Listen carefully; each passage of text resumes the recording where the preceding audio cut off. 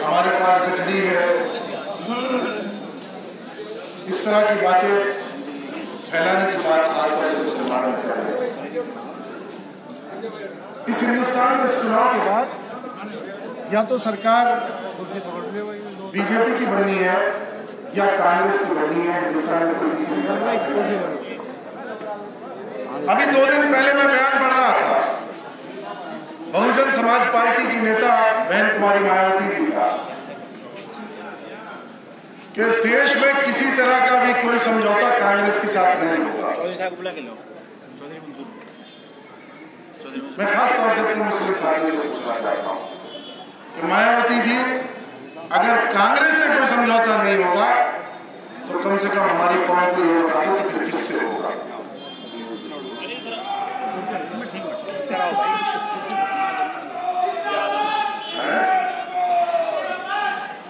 आगे जो साथी पिछले साल है गठबंधन की दूसरी पार्टी है समाजवादी पार्टी, उसके नेता माननीय मुलायम सिंह जी पार्लियामेंट में खड़े होते हैं और बयान देते हैं कि मेरी तो दिल की इच्छा है कि नरेंद्र मोदी दोबारा से प्रधानमंत्री हिंदुस्तान के बने। ये मेरी कौम बैठी है सामने, हम और आप बीजेपी को रोकना चाहते हैं, लेकिन कहीं ऐसा ना हो कि बहकावे में आकर ऐसे लोगों को ताकत देने जो जीतने के बाद नरेंद्र मोदी की गोद में बैठने का काम करे। ये कोई उम्मीदवार नहीं। इससे पहले भी बसपा का एक मुसलमान जिताया था सहारनपुर के लोगों ने, और उसके बाद गुजरात के दंगे हुए, नरेंद्र मोदी की सरकार बचानी थी, बहन मायावती जी की एक घुड़की में वो जाकर नरेंद्र मोदी की गोद में बैठ गए। ये सोचने की बात है। आपका वोट इस हिंदुस्तान का मुस्तकबिल तय करेगा, नौजवान का मुस्तकबिल तय करेगा। गठबंधन के लोग आएंगे आपके बीच में, गठबंधन को वोट दे दो वरना बीजेपी जीत जाएगी। मैं पूछना चाहता हूं गठबंधन के लोगों से, ये मुसलमान, इसको आप बीजेपी से डराना क्यों चाहते हो?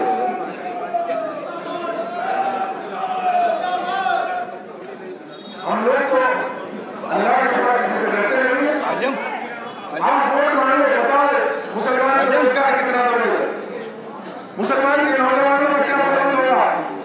ये बात नहीं होगी, सिर्फ मुसलमान के दिमाग में हवा बिठाया जाएगा। मुझे मिल गया एक बसपा का नेता, कहने लगा हमारे पास गठड़ी है। मैंने कहा गठड़ी तो आपकी नेता बहुत इकट्ठी कर रहे हैं इस चुनाव में। कहने लगे वो गठड़ी नहीं, वोटों की गठड़ी है। मैंने कहा वो कैसी गठड़ी है? कहने लगे 3 लाख दलित का वोट है। मैंने कहा 2 लाख पड़ जाएगा कि हाँ? मैंने कहा मेरे भाई हमारे पास गठड़ा है, 6.5 लाख मुसलमान का वोट है, इस गठड़ी का इलाज करो। और जो हिंदू साथी हमारे साथ जुड़े हुए हैं वो इस मुसलमान की रखी हुई बुनियाद पर इमारत बनाने का काम करेंगे। 15 करोड़ रुपए में टिकट दिया जाएगा। इससे पहले दलित वोटों का सौदा होता था, अब के मुसलमान की भी बोली लगती। मैं बैठा था इमरान भाई के साथ अभी 4 दिन पहले, रात को दोनों भाई बैठे बात कर रहे थे चुनाव की बात। मैं इमरान भाई से कहने लगा, इमरान भाई 40 साल हम एमपी रहे, मिनिस्टर रहे, एमएलए रहे, चेयरमैन रहे, लेकिन हमारी हैसियत इतनी नहीं हो पाई कि हम 15 करोड़ रुपए इकट्ठा कर लेते, आज देखिए टिकट दिया थे, हम भी गठबंधन कर रहे थे। इमरान भाई कहने लगे सही कह रहा है, लेकिन तुझे याद होगा 12 साल पहले वो बकरीद का दिन था, तू और मैं नमाज पढ़कर ईदगाह से निकल रहे थे। मैंने कहा और रशीद साहब ईदगाह के गेट पर खड़े, एक अजीब परेशानी उनके चेहरे पर थी। हम दोनों भाइयों को देखकर कहने लगे कि यहां से अपने घर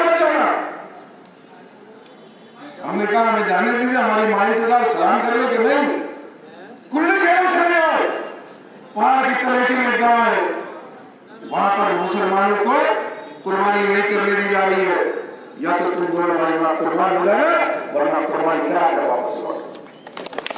आपका मतलब हम दोनों भाई वहां से गाड़ी में बैठे, और मेरी कौम के लोगों, मैं नहीं बता सकता कि घर में हमारी माँ का क्या हाल था। त्योहार का दिन, और उनको ये भी पता नहीं था कि औलाद जिंदा वापस आगे के लिए आए। इमरान भाई कहने लगे, याद है तुझे जब हम कुर्डी खेड़ा पहुंचे, पुलिस की राइफलें तनी हुई थी, पीएससी डंडा लेकर खड़ी थी।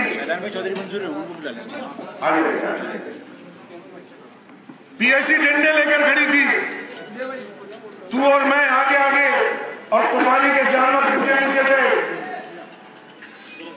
जब हम और तू इस कौम के सम्मान की लड़ाई वहां लड़ रहे थे, तो ये बसपा का उम्मीदवार अपनी फैक्ट्री में भैंसे काटकर कहने लगे, तुझे याद होगा गंजेड़ी में ईदगाह का मामला आ गया, झगड़ा हो गया, आरएसएस और बीजेपी वाले नहीं बनने दे रहे थे।